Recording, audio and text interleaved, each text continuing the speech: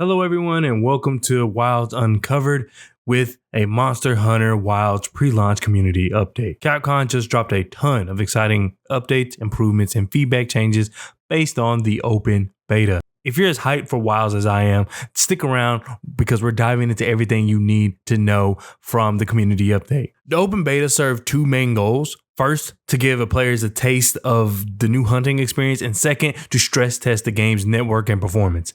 The devs received a ton of player feedback, and from bugs to balance and improvements, and they've been working hard to address them for the final game. Huge shout out to everyone who participated and shared their thoughts. It obviously had a big impact on what the devs were going to work on next. There were times where it was said that some bugs were not seen as important to a player's experience with the game, but because of open beta, it allowed the devs to know that those specific bugs actually did play a big part in the player experience, so therefore they worked on it. Anytime open beta testing is around, you definitely should do it. I encourage all gamers to do open beta testing. That is how we're going to get the games not only that we want, but we deserve. Let's talk about performance. The team did make some improvements when it comes to performance.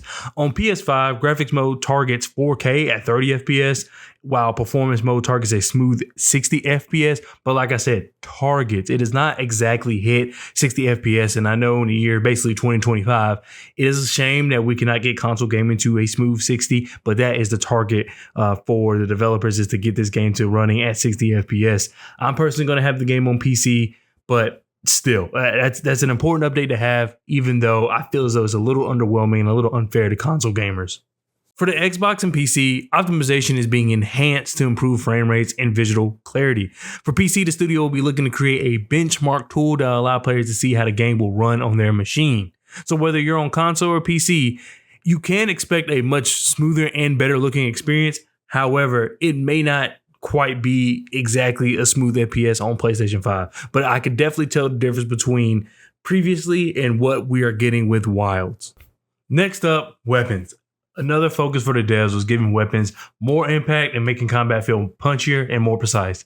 Weapons like Insect Glaive, Lance, and Switch Axe got major overhauls. Hit stop and sound effects have been adjusted as well for weight and satisfaction.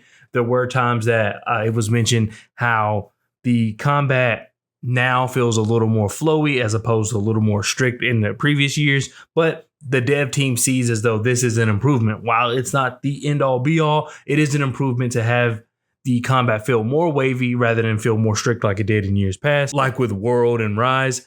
The team also balanced damage outputs, giving each weapon its own unique identity. Expect smoother controls, better impact, and a ton of fine-tune improvements across the board. Another feature that got a lot of feedback, and rightly so. I mean, I know it's fun at times, but it definitely, I think, is the right move to make, and that is friendly fire got a lot of feedback. In the beta, knockbacks from teammates could get, well, let's say frustrating. The devs have reduced friendly fire effects to make multiplayer more enjoyable and less chaotic, especially for new players. Now you can focus on hunting and not dodging your own team. There have also been adjustments to monster behavior. Some players notice monsters moving too frequently between areas in the beta. This was not intentional. While they do want the monsters to move, and while you may have to explore, and now monsters not going to be in the same place every single time, they did not have it in mind to be so frequent and to just not even be guessable at all by any stretch of the imagination. So for the final game, monster movement patterns have been adjusted to feel more like Monster Hunter World, keeping the hunts exciting but not annoying. Multiplayer is something that also was talked about during this update. It will become easier and more streamlined, with now using private lobbies to make playing with friends a breeze. One thing I know that we don't really like to hear, but is inevitable with this game, is that the team is working hard on a day one patch will address any remaining issues from the beta. Beyond that, post-launch updates are planned to make Wilds even better. Your feedback is shaping this game, and the final product would hopefully reflect that. Big thank you to the Monster Hunter community for your passion and patience. If you're as excited as I am, hit that like button and subscribe for more Monster Hunter content. And let me know in the comments which weapon and changes you're most hyped for. Until next time, happy hunting.